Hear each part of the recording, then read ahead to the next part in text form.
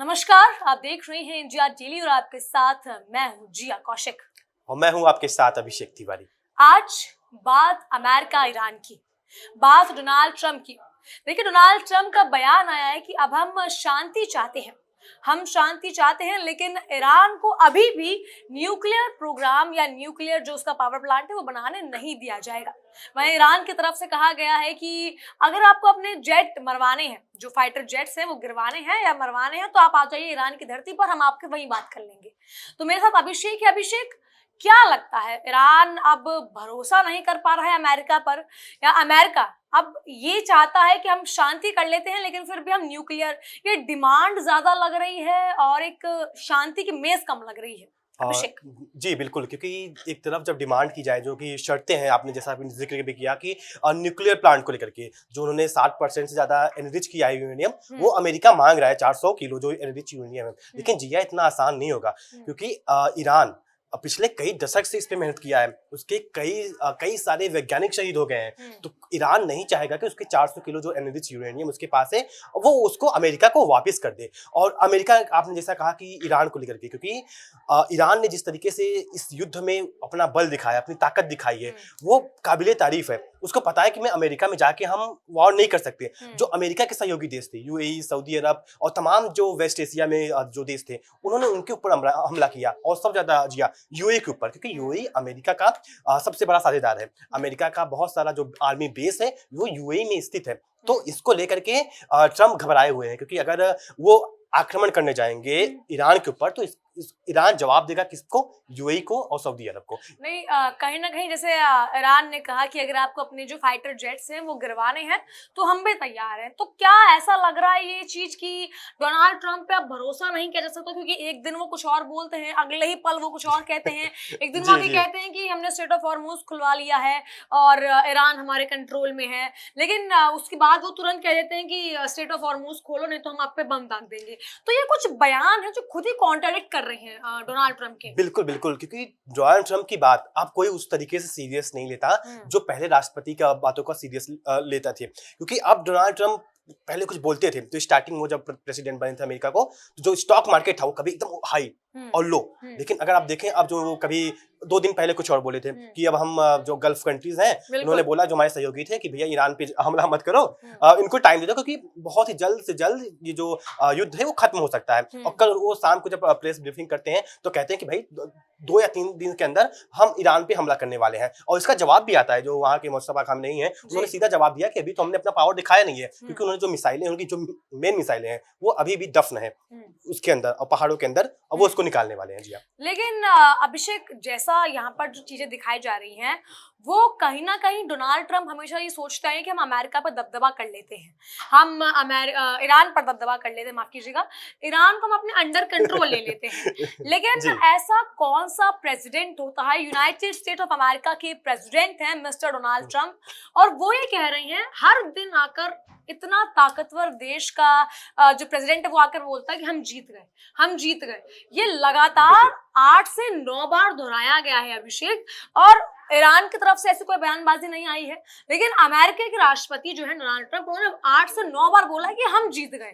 या तो वो डींगे हाँक रहे हैं कि हम जीत गए, हम जीत गए, लेकिन हो सकता है कि ईरान जो है वो पलटवार करने की स्थिति में फिलहाल अपने आप को इतना मजबूत कर ले कि वो एकदम से पलटवार करे। देखिए, अमेरिका, जो आपने बात बोली कि अमेरिका डींगा हाँक रहा है, और आज से नहीं बल्कि 1979 से अमेरिका को ईरान ने पटकनी दी है। जब शाह की गवर्नमेंट गई थी तो अमेरिका की जो सरकार थी वो बहुत ही ज्यादा दबाव बनाने की कोशिश की थी ईरान के ऊपर। लेकिन जब वहां से रिजीम चेंज हुआ, नई सरकार आई ईरान के अंदर खामनेई की, और आज से लेके आज 2026 है, तब तक ईरान झुका नहीं है। और जो बात आई डींगे हाँकने की, वो बिल्कुल साफ दिखी, क्योंकि अमेरिका ईरान का कंपैरिजन करे तो अमेरिका बहुत बहुत ताकत है हार्ड पावर में। उसके पास दुनिया के सबसे पावरफुल आर्मी है, दुनिया का सबसे ज्यादा उसके पास मिसाइलें हैं, और जो अगर मिसाइलें हैं और पावर है तो फिर ईरान जैसे देश को क्यों नहीं आप क्यों नहीं? इसका मेन रीजन ये है क्योंकि जो ईरान है वो इस समय संगठित है, और अगर आप ईरान के ऊपर कुछ हमला करते हैं तो ईरान उसका जवाब कहाँ दे रहा है? वेस्ट एशिया के अंदर दे रहा है, और जो सबसे बड़े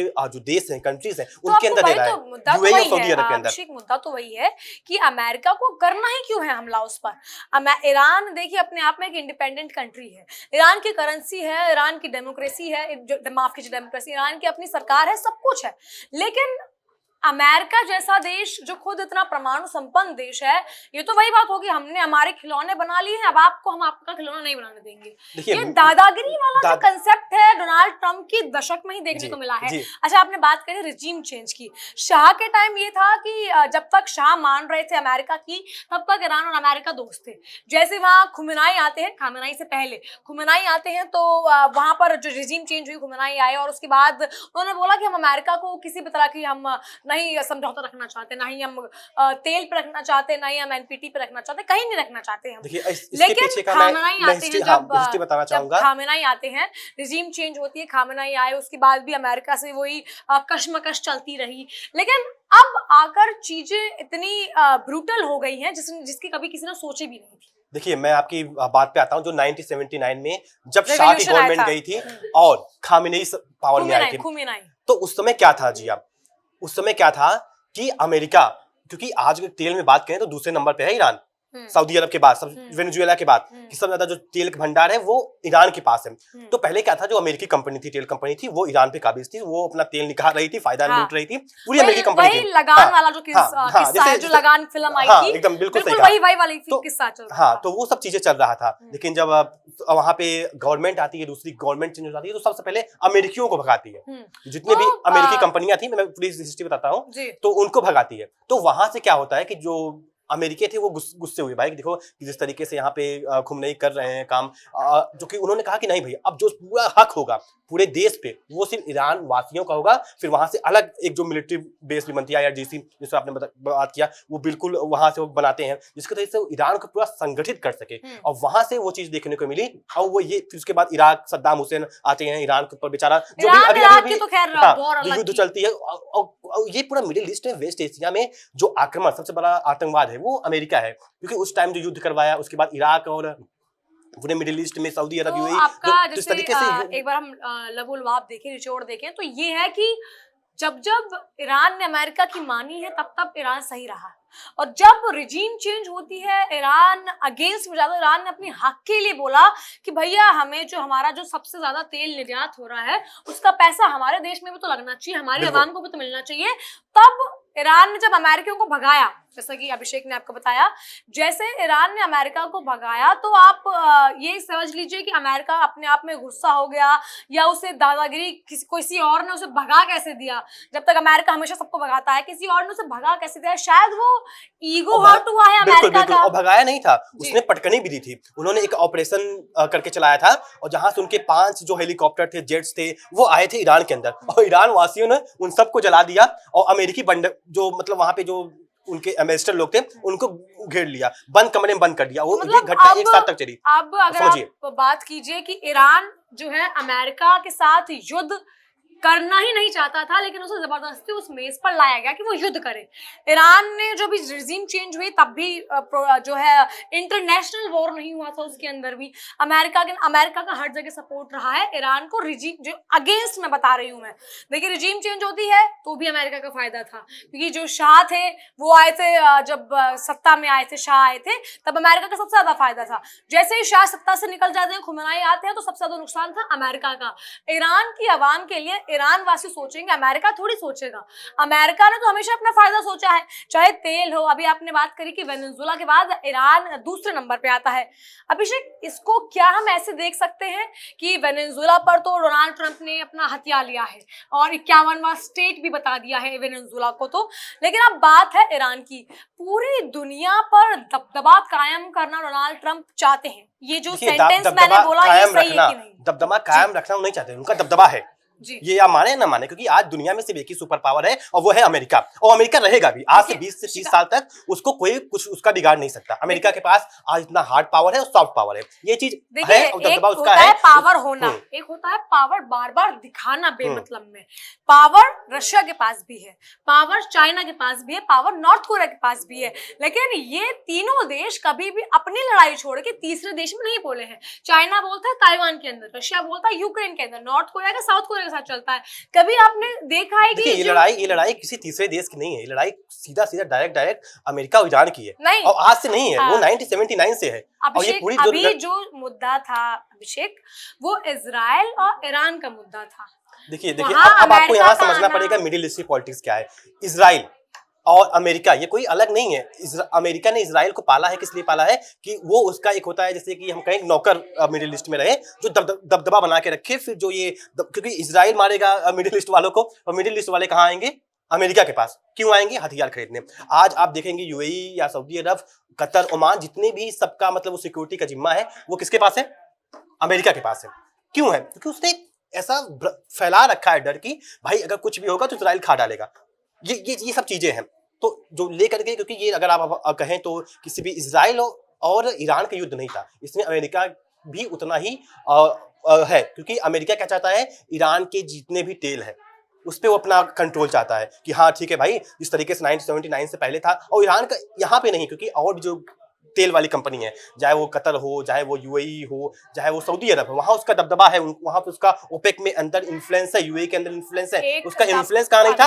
ईरान पे नहीं था। दबदबा होना, और अगर ईरान ने उसकी बात ना मानी तो उसकी सभ्यता खत्म कर देना, वो कितना गलत है? ये बिल्कुल गलत है, क्योंकि आप किसी कंट्री, देखो अमेरिका पैदा कब हुआ है? 200-250 साल पहले, और ईरान आज की सभ्यता नहीं है, पिछले 5000 वर्ष पुरानी सभ्यता है। हमारे देश में जो ईरानी जो इन्फ्लुएंस था आज से आज़ादी के पहले से, यानी 1845-47 टाइम बहुत ज्यादा था। पर्शियन यहाँ पे मेन लैंग्वेज था, जैसे आज हम हिंदी या इंग्लिश पढ़ रहे हैं, उस टाइम पर्शियन मेन लैंग्वेज था। और जो ईरान की सभ्यता है वो बहुत बड़ी है, और इसको लेकर के मौसमा खामनेई बोल भी चुके हैं। मैं वही कह रही हूँ कि अगर किसी देश ने आपकी बात नहीं मानी, अगर कोई देश अपनी हक के लिए लड़ रहा है, अगर कोई देश कह रहा है कि हम जो भी है न्यूक्लियर पावर प्लांट है, जो भी है हम बना रहे हैं, तो उसके अगर आप उसकी बात को एग्री नहीं करते हैं, डिसएग्री करते हैं, तो आप सभ्यता थोड़ी खत्म कर देंगे। यही चीज भारत के भी देखने को मिला। ये क्या चाहते हैं कि भाई हम ही परमाणु हथियार रखें। पहले क्या था, जो 5 कंट्री थी वही परमाणु हथियार रखती थी। उसके बाद एनपीटी आया गया कि भाई अब सिर्फ ये 5 जो कंट्रीज हैं, उसके अलावा और भी कोई देश नहीं बना पाएगा। उसके बाद भारत बनाता है, फिर पाकिस्तान बनाता है, फिर उसके बाद इजराइल बनाता है, उसके बाद ये जो नॉर्थ कोरिया, फिर 4 देश, टोटल 9 कंट्रीज हैं जो आज के बाद परमाणु रखी हुई है। ये क्या चाहते हैं भाई, ईरान न बना पाए। और पता है जिया क्यों रोक रहा है अमेरिका ईरान को बनाने के लिए? क्योंकि अगर ईरान परमाणु बम बना लेता है तो सबसे बड़ा जो खतरा होगा वो पूरे मिडिल ईस्ट के अलावा पूरे जो आसपास के रीजन है उसमें हो सकता है। देखिए, जो ईरान है, अगर अमेरिका क्या चाह रहा है कि ईरान परमाणु बम ना बना पाए, क्योंकि अगर वो परमाणु बम बना लेता है तो उसकी जो इन्फ्लुएंस है वो पूरे वर्ल्ड में बढ़ जाएगी, और खासकर इजराइल के लिए खतरा बन सकता है, क्योंकि जो ईरान है फिर वो बहुत पावरफुल बन जाएगा। और आज भी ईरान बहुत पावरफुल है। आज भी उसने अमेरिका को जिस तरीके से पटकनी दी है, डोनाल्ड ट्रम्प जो अपने आप को बहुत पावरफुल समझते थे। कहावत है कि चीता, और जब जो कुत्ते की जो रेस होती है उसके अंदर चीते को अपने आप को प्रूव करने के लिए भागना नहीं पड़ता। तो वैसे ही डोनाल्ड ट्रम्प जो बार बार कह रहे हैं कि हम जीत गए, ईरान की तरफ से ऐसा कोई बयान नहीं आया है। दूसरी बात, जो इजराइल पर अगर आप बात कर रहे हैं कि इजराइल पर हमला हो सकता है, ये हो सकता है, सबके पास न्यूक्लियर पावर प्लांट है, तो ईरान अगर अपनी रक्षा के लिए बना रहा है तो उसमें क्या दिक्कत है? कोई दिक्कत नहीं है उसके अंदर, उसे बनाने दिया जाना चाहिए। अमेरिका की बात करी जाए, अमेरिका को ये डर है, कह लीजिए आप, ये उसकी ईगो हर्ट हुई है कि जब ईरान ने उसे बाहर भगाया था और वो तब से ही बदला लेना चाहता है। ये उसकी ईगो का खेल है। कुल मिलाकर एक जिद के ऊपर, एक नेता एक जिद के ऊपर पूरी की पूरी मिडिल ईस्ट की जो पूरी खाड़ी है उसको भट्टी की आग में झोंक रहा है। लेकिन फिलहाल जो जैसे डोनाल्ड ट्रम्प कह रहे हैं कि शांति की हमें शांति करनी है, हमें शांति करनी है, तो जब शांति की मेज पर इस्लामाबाद में सजाई गई थी कंगाल मुल्क के द्वारा, तब शांति की बात कर लेते हैं। हालांकि उसने भी पाकिस्तान ने करा था तो पता नहीं क्या ही करा था, लेकिन अब जब दूसरी बात चल रही है कि अब शांति की बात हम कर सकते हैं, तो क्या डोनाल्ड ट्रंप पर अब भरोसा करा जा सकता है? क्योंकि अक्सर ये देखा गया है कि जब जब डोनाल्ड ट्रंप पर भरोसा करा गया है वो हमेशा पीठ पर खंजर घोंपते हैं। चाहे वो चाइना के टाइम जब 2017 में डोनाल्ड ट्रंप गए थे, उसके बाद वहां बात करके आए थे कि हम ट्रेड करेंगे, टैरिफ करेंगे, जो भी करेंगे, आकर 250% टैरिफ लगा दिया था उन पर। हर बार पीठ में खंजर घोंपने का काम तो अमेरिका की तरफ से हुआ अमेरिका का है। ये आदत ही है, क्योंकि अमेरिका किसी का सगा नहीं हुआ है। अमेरिका का जहां भी प्रॉफिट होगा वो वहां जाएगा, क्योंकि अमेरिका की जो राजनीति है वो कोर रियलिज्म पे बात करती है, यथार्थवादी। और जब से ट्रंप आए हैं, ट्रंप सेकंड में, वो सिर्फ प्रॉफिट और प्रॉफिट ही देख रहे हैं, जिसके कारण ये जो युद्ध है रुक क्यों नहीं पा रहा। जैसा पाकिस्तान का जिक्र किया, पाकिस्तान को मीडिएटर बनाया, खासकर भिखारिस्तान, माफ कीजिएगा पाकिस्तान नहीं, भिखारिस्तान को उन्होंने मीडिएटर बनाया है। और भिखारिस्तान क्या कर रहा है, क्योंकि देखो हमारा आपका जब से युद्ध है, हम दोनों लड़ रहे हैं आपस में, अगर कोई तीसरा वो होगा जो हम दोनों से दोस्ती अच्छी हो तो जाके मध्यस्थता कर सकता है। अमेरिका तो यार एकदम से वो चीज, माफ कीजिएगा, जो पाकिस्तान है, जो भिखारिस्तान है, वो तो अमेरिका का पक्ष लेता है, हमेशा से रहा है। अमेरिका गुलाम है एक तरीके से हम कह सकते हैं भिखारिस्तान, पाकिस्तान। तो जिस तरीके से वो जाके फिर, क्योंकि देखो युद्ध क्यों नहीं रुका, उसने सऊदी अरब में क्या कर दिया, भिखारिस्तान ने अपने जो सेना 8000 सेना भेज दिया सऊदी अरब में, अपने फाइटर जेट्स JF-17 भेज दिया। तो जिसके कारण ये चीज ईरान को अच्छा नहीं लगा, ये चीज ईरान को बहुत बुरा लगा, तो जिसके कारण ये मध्यस्थता हो नहीं पा रही है। ये सबसे मेन रीजन है। और उसके बाद जो 5 शर्तें हैं, भाई क्यों ईरान क्यों ना बनाए अपना परमाणु हथियार, वो क्यों उसका जो संप्रभुता स्टेट ऑफ हॉर्मुज पे क्यों ना हो, क्यों अमेरिका ही हर जगह दादागिरी चलाएगा। डोनाल्ड ट्रंप को ये समझना होगा कि अब ये अमेरिका वो अमेरिका नहीं जो आज से 20 साल 25 साल पहले था।